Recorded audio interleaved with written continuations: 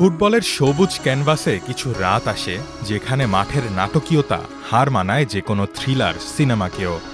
টরন্টোতে যেন ঠিক তেমনই এক লড়াই দেখল ফুটবল বিশ্ব। একদিকে ক্রিশ্চিয়ানো রোনালদোর আক্ষেপ ঘোচানোর স্বপ্ন, অন্যদিকে ক্রোয়েশিয়ার হার না মানা জেদ। শেষ পর্যন্ত রুদ্ধশ্বাস এক VAR নাটকে ক্রোয়েশিয়াকে বিদায় নিতে হলো, আর কাঙ্ক্ষিত নকআউট গোলের দেখা পেলেন রোনালদো। এই ম্যাচে মাঠে নেমেই ইতিহাস গড়েছেন পর্তুগাল অধিনায়ক ক্রিশ্চিয়ানো রোনালদো।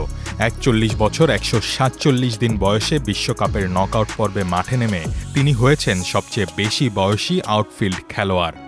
শুধু তাই নয়, পেনাল্টি থেকে গোল করে বনে গেছেন নকআউটের সবচেয়ে বেশি বয়সী গোলদাতাও। আর এই গোলেই ঘুচেছে তার ক্যারিয়ারের বড় এক শূন্যতা।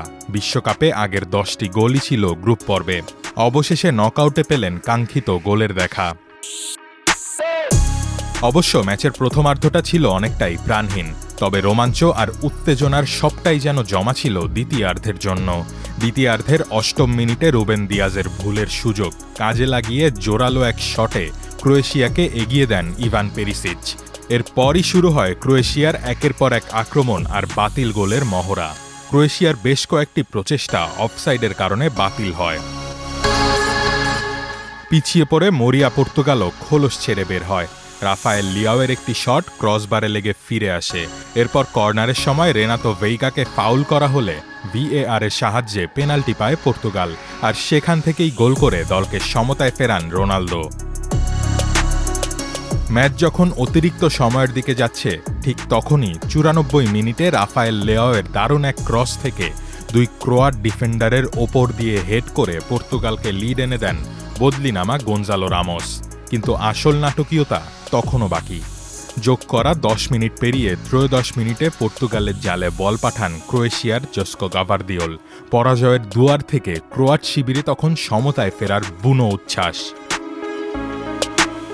কিন্তু তাদের সেই উদযাপন মুহূর্তেই থামিয়ে দেয় VAR। রিপ্লেতে দেখা যায় গাভারদিওলের গোলের আগে বল স্পর্শ করা ইগার মাতানোভিচের পাসের সময় অফসাইডে ছিলেন মারিও পাসালিচ। গোল বাতিল, আর তাতেই নিশ্চিত হয় ক্রোয়েশিয়ার হৃদয় বিদারক বিদায়। ২-১ গোলের এই দাপুটে জয়ে শেষ ১৬তে পা রাখল পর্তুগাল। ৬ জুলাই ডালাস স্টেডিয়ামে তাদের প্রতিপক্ষ European champion Spain. Rohan Adnan, প্রথম আলো।